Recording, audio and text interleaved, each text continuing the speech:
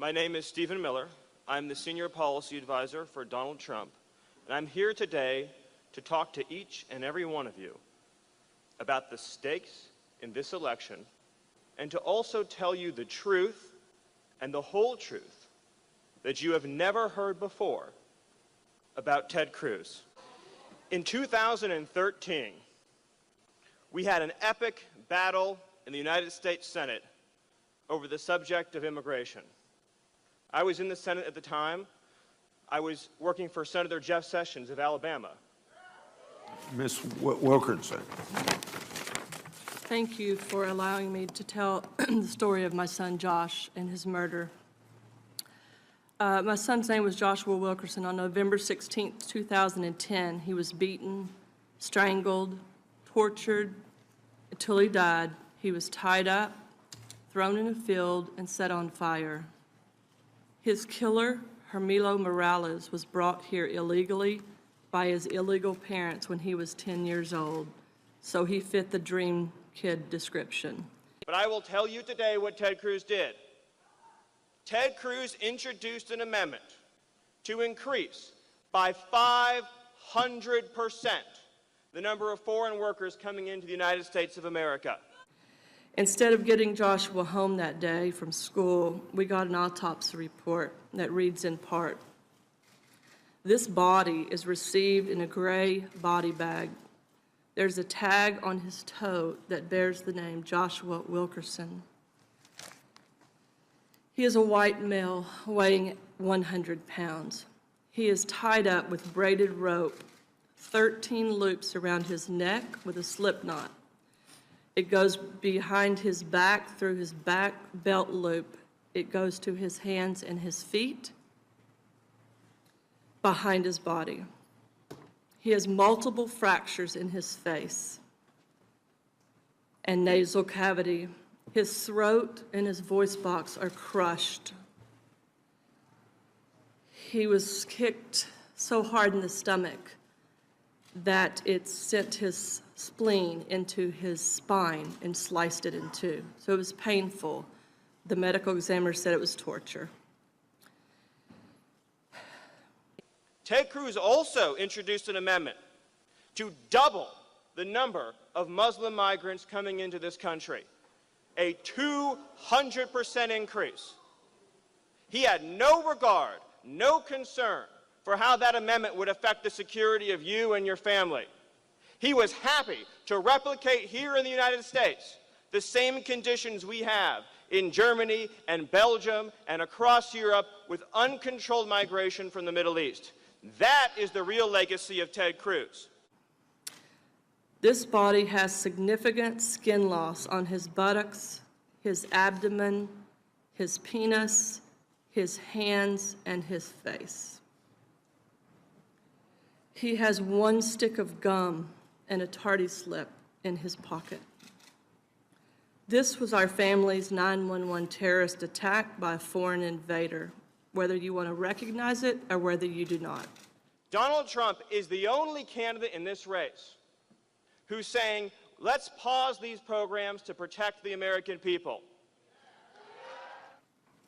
You're officially notified today there's a problem when this happens. You can't deny it any longer. You cannot stand by and ignore our families, our American families. You're elected by Americans, not any other country. So you're either for Americans or you're not. Have you seen what's happened in the case of illegal immigration? With illegal immigrants being arrested in Wisconsin for the most heinous crimes imaginable. Just recently, an illegal immigrant was arrested in Wisconsin and charged with suffocation and strangling a resident of this state. And yet, you have a sanctuary city bill here in Wisconsin to crack down on sanctuary cities. And did you know that that bill stalled? That it's not moving in the Senate? Donald Trump is being opposed by political interests all across this country because he is the only candidate in this race who will protect our cities, who will protect our communities, who will save our families. A thank you to Mr. Trump for getting a message out about the nation in 2 minutes that for 4.5 years solidly, Maria Espinoza at the Remembrance Project and countless families like my own have been trying to say for 5 to 6 years. It feels good to be heard. I want to put something to you you may not have thought about.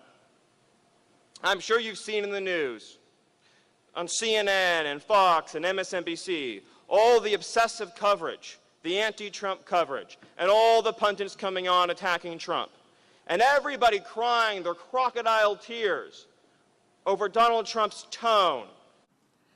Our family is shattered.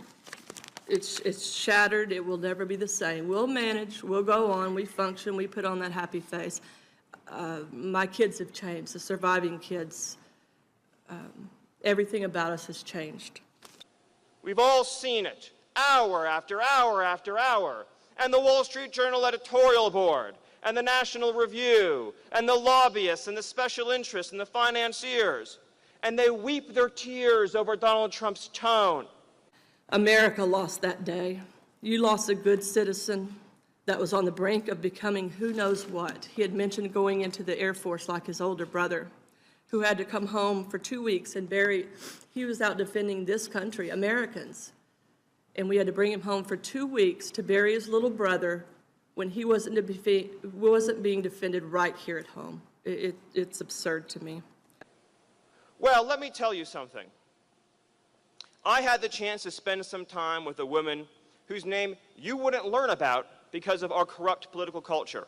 Her name is Laura Wilkerson. Her child was brutally murdered by illegal immigrants. She said, why is it that people in Washington, D.C. are more upset about Mr. Trump's tone than about the death of my child? That our family is broken forever. We are forever broken.